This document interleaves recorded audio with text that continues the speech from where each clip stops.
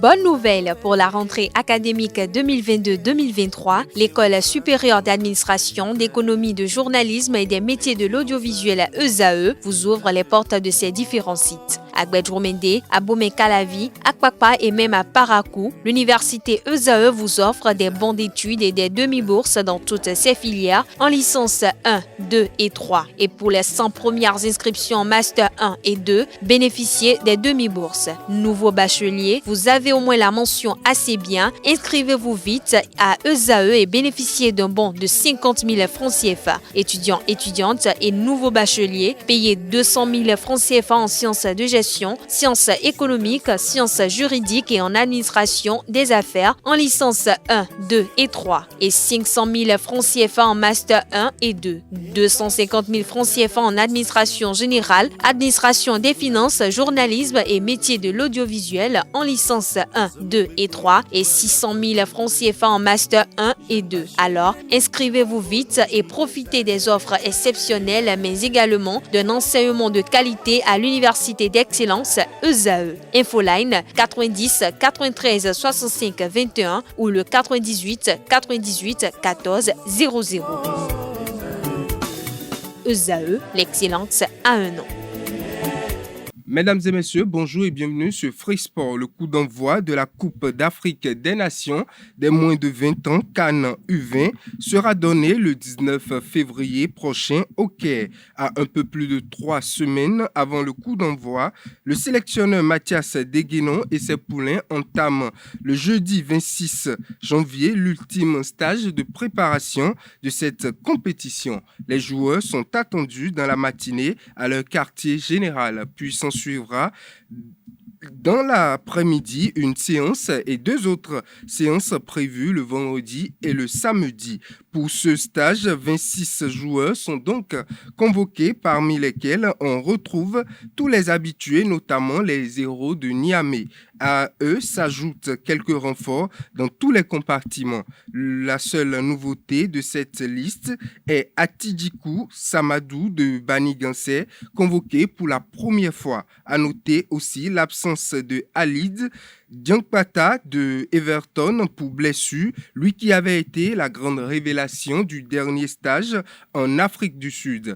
Après 2 jours ici à Cotonou, le groupe mettra le cap sur le Maroc pour un stage d'acclimatation avec quelques matchs amicaux avant de rallier le pays des pharaons, plus précisément Alessandrie où sera logé le groupe C qui comprend, outre le Bénin, la Tunisie, la Gambie et la Zambie.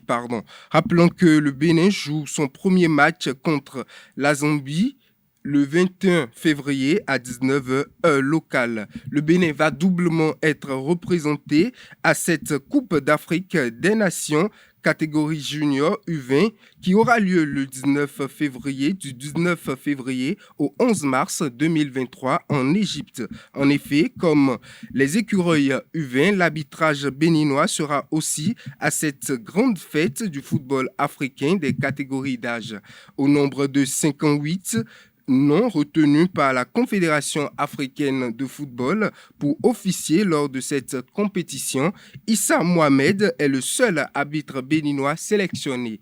Au pays des pharaons, le sifflet béninois va donc retentir sur la pelouse puisque son représentant va y être avec un statut d'arbitre central. Selon la liste publiée, des 58 officiels, 25 sont désignés comme arbitres centraux, 27 assistants et 6 arbitres VAR. Ces derniers représentent un total de 40 nations pour officier un challenge réunissant 12 sélections nationales regroupées dans 3 groupes. À l'issue du tirage au sort en prélude du tournoi, le groupe A réunit le pays hôte, l'Égypte, le Mozambique, le Sénégal et le Nigeria. Quant au groupe B, il rassemble l'Ouganda, la République centrafricaine, le Soudan du Sud et le Congo. Le dernier groupe, celui-ci, est composé de la Gambie, la Tunisie, le Bénin et la Zambie.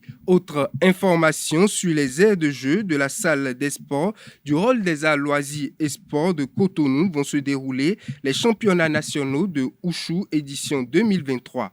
Venus des clubs de toutes les ligues de la Fédération béninoise de Wushu, près de 200 athlètes vont plancher dans les catégories Benjamin, cadette, junior et senior dans les disciplines comme le Taolu et la Sanda. À l'issue des différentes épreuves dans les différentes catégories, c'est une centaine de médailles qui seront distribuées. Nous avons près de 100 médailles et plusieurs trophées à distribuer au thème de ces championnats, a informé David Ataï Guédégbé, trésorier général de la Fédération béninoise de Wushu. Et pour finir cette édition, parlons mercato. Jordel Dossou est officiellement socholien. L'attaquant béninois âgé de 30 ans rejoint le Sochaux Montbéliard.